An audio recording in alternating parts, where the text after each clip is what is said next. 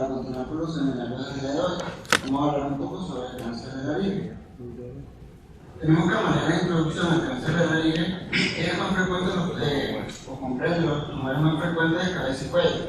Para el año 2021 se presentaron alrededor de 180.000 nuevos casos en todo el mundo y alrededor de 100.000 muertes. En Estados Unidos, para el año 2022 se presentaron aproximadamente 12.500 casos y alrededor de 3.800 defunciones para ambos sexos.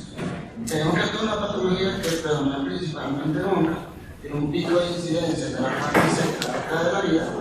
El principal factor de riesgo es un carcinógeno tipo 1, que es un factor de riesgo modificable para esta patología, el consumo de tabaco. Sin embargo, hay otros factores que se han descrito, como la enfermedad por el flujo gastroesofágico, el consumo de alcohol, y se está estudiando el papel que tiene la exposición al virus de VPH para el desarrollo de estos tumores. Alrededor del 95% de estos tumores son carcinomas de células escamosas. Hablando un poco de la anatomía, tenemos que la laringe es un órgano tubular, músculo cartilaginoso, que se encuentra en la zona anterior del cuello, y esta va a estar ubicada a nivel de las vértebras cervicales C3 y C6. Esta va a estar en estrecha relación con el hueso ioides y la misma posee cartílagos pares e impares. Para el estudio de la laringe, anatómicamente, esta se va a dividir en supraglotis, glotis y subglotis. Esta división es bastante importante porque los tumores que se originen en cada una de estas zonas van a tener un comportamiento diferente. Hablando de la supraglotis, vamos a tener que está formada por, si lo ven en esta imagen esquemática, por la aritenoide, el repliegue epiglótico, las bandas ventriculares o cuerdas vocales falsas, la epiglotis, y hay una quinta parte de la supraglotis, que son los ventrículos de Morgani, lo cual es la caja de resonancia del aparato de fonación. Tenemos que la glotis va a estar dividida también en distintas partes. Esta la vamos a comprender las cuerdas vocales verdaderas a este nivel, la comisura posterior y la comisura anterior, y la subglotis va a estar comprendida por debajo de las cuerdas vocales verdaderas hasta el cartílago cricoide. Tenemos esta imagen sistemática y también tenemos esta imagen de una nasolaricoscopia, donde se ven las estructuras y sus relaciones, y cómo ver los senos piriformes que forman parte de otra estructura, como es la hipofagia, pero está en estrecha relación. Entre las características biológicas, el pronóstico de este tipo de tumores va a depender de la extensión de la enfermedad. Hay que tener en cuenta que, si bien dividimos la laringe en supraglotis, glotis y subglotis, la misma no tiene una barrera anatómica que divida cada una de sus partes, y los tumores que se originan en alguna parte de ella pueden invadir otra localización de la laringe.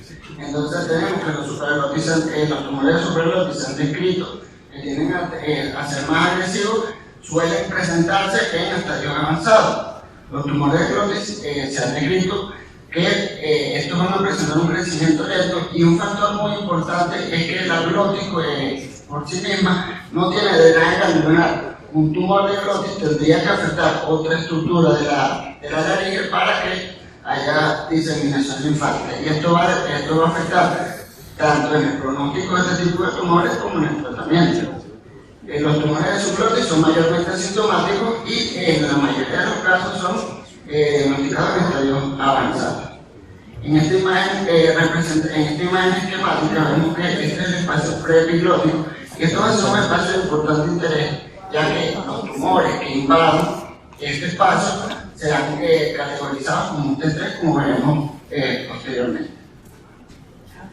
En cuanto a la patología, tenemos que van a haber distintas variantes histológicas en este tipo de tumores. Más del 95%, como lo dije la lámina de introducción, van a ser carcinomas de células escamosas. Sin embargo, se han descrito otras histologías como el carcinoma verrugoso, sarcomatoide, basaloide y linfoepitelioma, carcinomas neuroendocrinos e incluso carcinomas adenoescamosos. En esta lámina histológica podemos ver un tumor de células escamosas con una invasión digitiforme de la lámina basal, y a mayor aumento vemos cómo hay pleoformismo nuclear y la pérdida de la citoarquitectura de la célula. Este fue caracterizado como un tumor moderadamente diferencial. Entre las manifestaciones clínicas tenemos que la manifestación más común en este tipo de tumores va a ser la disfonía. Dependiendo de la extensión del tumor y del tamaño del mismo, puede llegar a presentar el paciente disnea, estridor, el cual amerita la colocación de un traqueostomo como se ve comúnmente. En estadios avanzados también se pueden presentar adenopatías palpables, y la otacia en estos casos no es porque haya afección estructural del oído, sino por invasión del nervio laríngeo recurrente, por lo que es un dolor referido. En la evaluación del paciente, los métodos diagnósticos, tenemos que la historia clínica es fundamental, debido a que tenemos que preguntar por antecedentes de consumo de tabaco, de consumo de alcohol. La progresión física es muy importante, ya que si es un paciente con índice de paquete de daño elevado, también hay que descartar que puedan haber otros tumores en otras localizaciones. Particularmente en los pacientes con carcinoma de laringe, es muy importante la exploración dirigida de la cavidad oral y del cuello. La nasolaringoscopia es fundamental debido a que es el mejor método para evidenciar el tumor y es muy importante para evidenciar la extensión del mismo.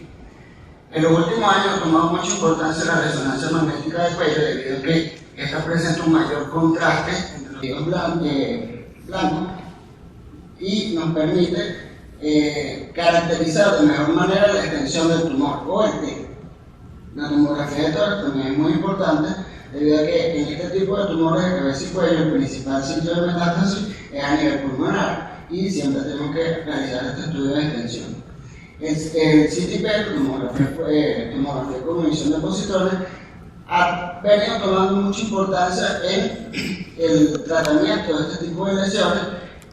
En este caso vemos cómo realizar un CT-PET en un paciente con una lesión de laringe, un CT-PET basal, que lo pueden ver en la parte superior, y en la parte inferior realizaron otro PET posterior al tratamiento donde se ven cambios fibróticos. También hay que tener especial cuidado en el caso del uso del CT-PET debido a que a nivel de la glotis, como las cuerdas vocales siempre están en movimiento, esto nos puede dar falsos positivos o hay aumento de la captación, esto nos puede dar falsos positivos y puede confundirlo en el diagnóstico.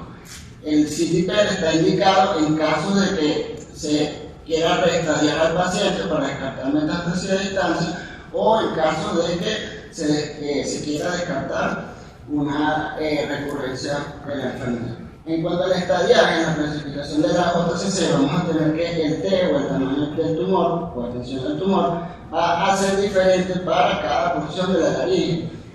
A nivel de la supraglotis vamos a tener un T1, un tumor limitado a la zona de la supraglotis con movilidad normal de la cuerda vocal. Esto es bastante importante. Un T2 va a ser un tumor que invada a una zona fuera de la supraglotis o que invada la mucosa de la base de la lengua, valécula o paramedial del seno piriforme, sin fijación de la cuerda vocal. Muy importante.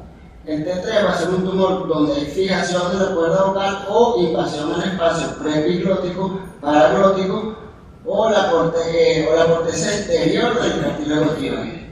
Y los T4 son tumores que van a extenderse por fuera de la laringe como tal. Pueden invadir tiroides, tráquea, incluso carótida, estructura mediastínica o espacios prevertebrales. En esta imagen que ven en la pantalla, pueden evidenciar un tumor que abarca el aritenoide y el repliegue aritenoepiglótico izquierdo. En la tomografía del mismo paciente podemos ver esta adenopatía positiva y este paciente se clasificó como un T1N2 M0 por la doctora.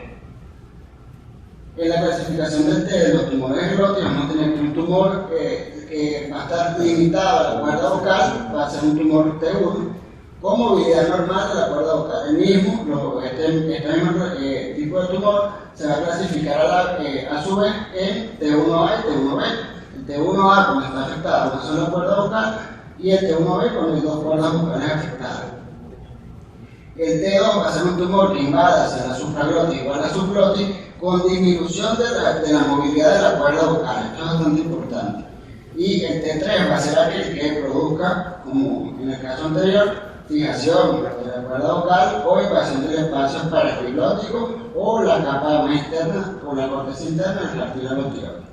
Y al igual que el anterior, el T4 va a ser aquel que se extienda por fuera de la laringe.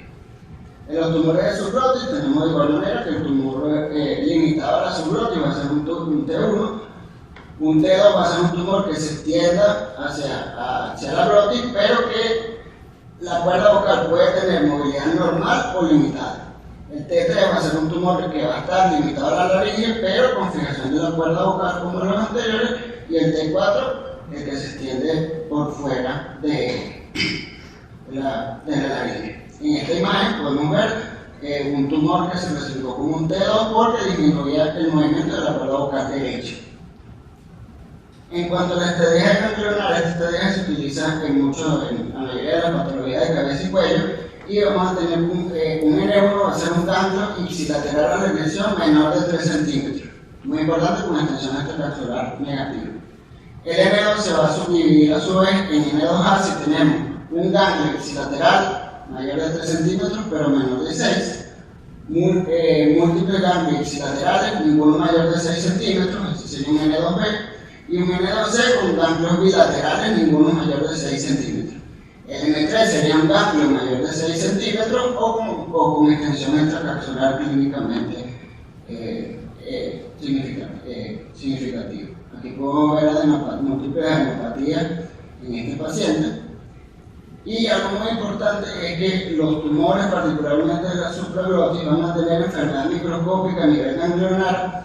Si vemos en esta imagen, en el nivel 2 va a haber, en el 98% de los casos va a haber enfermedad microscópica. En el nivel 3 ipsilateral va a haber 70%, en el 70% de los casos está afectado, y en el nivel 4 en el 22% de los casos. Pero a nivel contralateral vemos que en el 31% de los casos va a estar afectado el nivel B, el nivel 2 contralateral, en 14% el nivel 3 contralateral y en 8% el nivel 4 contralateral. Es por esto que en este tipo de tumores de supraglotis está indicada la degradación bilateral del cuello, de los niveles ganglionales bilaterales. En el estadio de este tipo de patología tenemos que un T1 va a ser un T1 en el CRM0 va a ser un estadio 1 y un T2 en el CRM0 va a ser un estadio 2.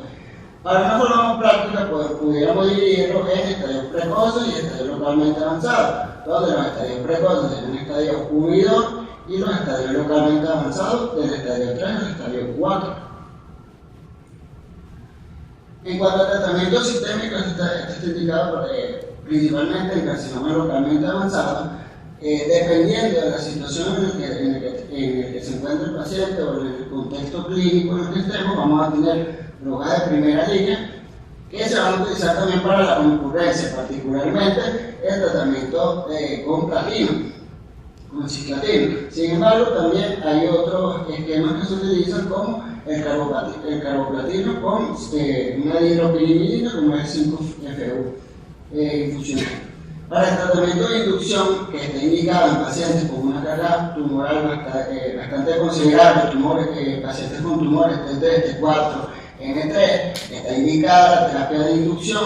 Normalmente se utiliza con 3 ciclos para posteriormente utilizar el tratamiento concurrente de radioquimioterapia.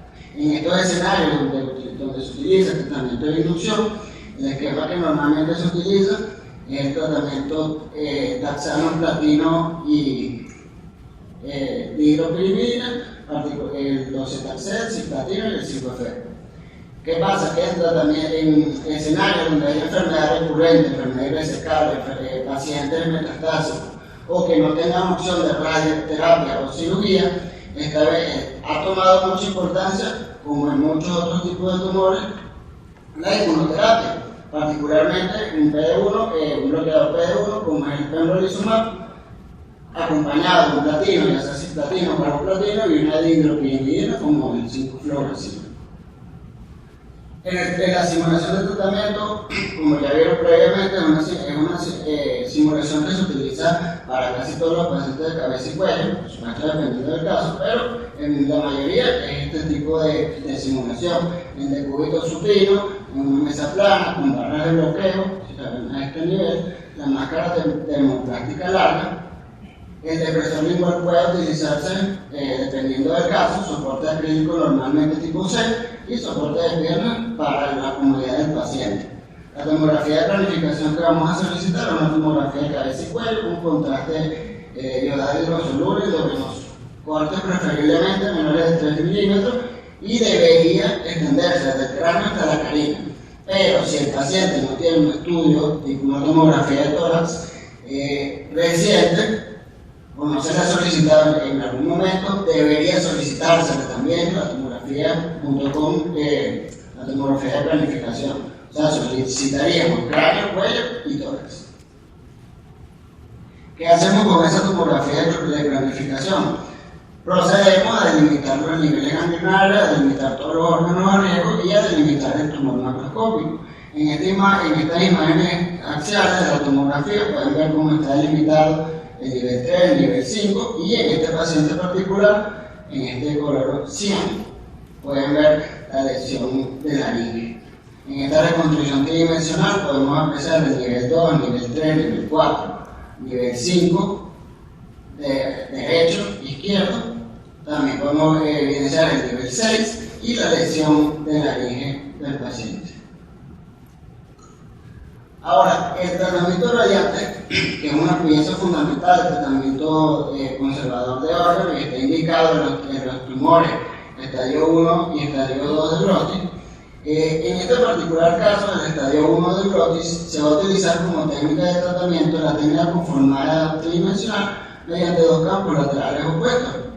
En nuestro centro se utiliza la técnica final filler en vez del uso de cuña. Entonces vemos que en este tipo de tratamiento, para el estadio 1 de glotis, vamos a utilizar un campo 5x5, el cual va a estar desde el borde superior del hueso hioide, como en este nivel, borde inferior del cricoide, y hasta la porción anterior de los cuerpos vertebrales. Y este va a incluir toda la laringe. Ahora, esto puede cambiar dependiendo del hábito de la composición del paciente. Si tiene un cuello más largo, un cuello más corto, puede ser incluso un campo 6x6. Pero es el campo que se utiliza en estos casos. Y el fraccionamiento preferido en el servicio es de 225 centígrados hasta alcanzar 6300 centígrados en 28 aplicaciones. Ahora, en el estadio 2 de glotis tenemos que, de igual manera, la técnica preferida de tratamiento será la conformada tridimensional mediante dos campos laterales opuestos, pero en este punto el campo de tratamiento va a cambiar un poco, teniendo que el límite inferior va a ser el mismo, el límite posterior, pero en el límite superior se va a extender 4 centímetros hacia arriba y va a ser un campo 5x9. El fraccionamiento en estos casos va a ser 200 centígrados al campo 5x9. Posteriormente se realiza un refuerzo secuencial de 25 centígrados al campo 5x5. Esto va a ser así hasta las 25 aplicaciones y posteriormente se hace una reducción al campo 5x5 por 3 fracciones más hasta llegar a 6300 centígrados. Esto para el estadio precoz de glotis. Ahora, en el tratamiento del cáncer de tumores localmente avanzados o inclusive estadios precoces de supraglotis, el tratamiento, la técnica de elección es la técnica de arco volumétrico dinámico, o técnica de MAP. Y el fraccionamiento que vamos a utilizar es un fraccionamiento diferente, porque vamos a usar 200 centígrados hasta un total de 70 grados, con reducciones al llegar a los 50 y a los 60 grados. Ahora, si ven esta reconstrucción tridimensional de este paciente, donde vemos los grupos, los niveles ganglionarios que vamos a incluir, que son el 2, 3, 4, 5, no se ve ni mal, pero es muy importante también el nivel 6, también está incluido. Y en rojo podemos evidenciar la lesión de la laringe y este ganglio positivo. Como lo hemos escuchado en las previas conferencias, estas dos estructuras formarían nuestro GTB. Y en el caso del plan 50, que es este plan, va a comprender nuestro GTB, que en el caso de este paciente sería el tumor de la laringe y el ganglio positivo en el nivel 2. Nuestro CTB va a estar compuesto por nuestro GTB, los niveles ganglionares del 2, 3, 4, 5 y 6, deben estar incluidos. Si el paciente tiene traqueostomo, debe estar incluido también. Particularmente en la guía de limitación de volúmenes, en el libro de Nancy Lee, ella recomienda que si hay ganglios positivos debe llegarse hasta la base del cráneo, pero en la institución, por protocolo, el nivel 2 siempre llega hasta la base del cráneo. Y el PTB va a ser nuestro CTB más un margen de 0.5 o 0.7 centímetros. Como pueden ver aquí, la distribución de la dosis, donde están incluidos los niveles que conversamos previamente, y como pueden ver aquí también es algo importante, que a nivel de la cavidad oral o de la boca disminuye la dosis. Este color azul representaría alrededor del 20-25%, y esto permite que disminuyan las complicaciones del tratamiento. Ahora, una vez que llegamos o vamos a realizar el plan 60, vamos a tener que nuestro CTB va a ser el mismo, pero ahora en nuestro CTB va a incluir toda la laringe. Si el paciente tiene traqueostomo, debe incluirse también. Va a incluir también el nivel ganglionar completo donde estaba la hemopatía. En el caso de este paciente se incluyó todo el nivel 3, y podemos ver la distribución de la dosis a este nivel, donde en un corte coronal vemos cómo se distribuye la dosis a nivel de la laringe y del nivel ganglionar afectado. Y ya en nuestro plan 70, lo que va a componer nuestro plan va a ser el GTB, o sea, el tumor macroscópico y el ganglio positivo, no el nivel completo, sino el ganglio, más un margen de seguridad de 0,5 a 0,7 centímetros. Como pueden ver aquí en la representación, se tratan las dos lesiones. Aquí en la vista coronal se logra apreciar mejor. Ahora, para tratamiento convencional, vamos a tener restricciones de órganos a riesgo. Y lo más importante de las restricciones es que si se logran o si se cumplen con los planes, las complicaciones van a disminuir, tanto las complicaciones agudas como las complicaciones crónicas. Tenemos que entre las complicaciones agudas, las que más se han asociado a pausar el tratamiento, son la mucositis y la dermatitis. La mucositis, como ya lo escucharon por mi compañera, la misma se va a clasificar en grado de severidad, siendo un grado elevado más severa la dermatitis, y hay distintas formas de clasificarla por las distintas instituciones, por la Organización de la Salud, la DRTOG y la NSI. La dermatitis también es un efecto adverso importante, y para prevenir esto, particularmente cuando el paciente pierde peso, mayormente más del 10%, se realiza una nueva simulación, ya que como el paciente perdió peso, esto va a alterar la distribución de la dosis y puede aumentar la dosis que recibe el paciente en la piel, y esto que se empeora la dermatitis. En cuanto a las complicaciones crónicas, se han descrito múltiples complicaciones, como lo son la celostomía, disgeusia, fibrosis de tejidos blandos, disfagia y trimo. Es muy importante que con las nuevas técnicas de tratamiento, como la terapia volumétrico dinámico, estas complicaciones cada vez se ven menos porque se logran las tolerancias de los órganos a riesgo. La bibliografía utilizada, y bueno, el sabio siempre que resta con quien sea mejor que Platón.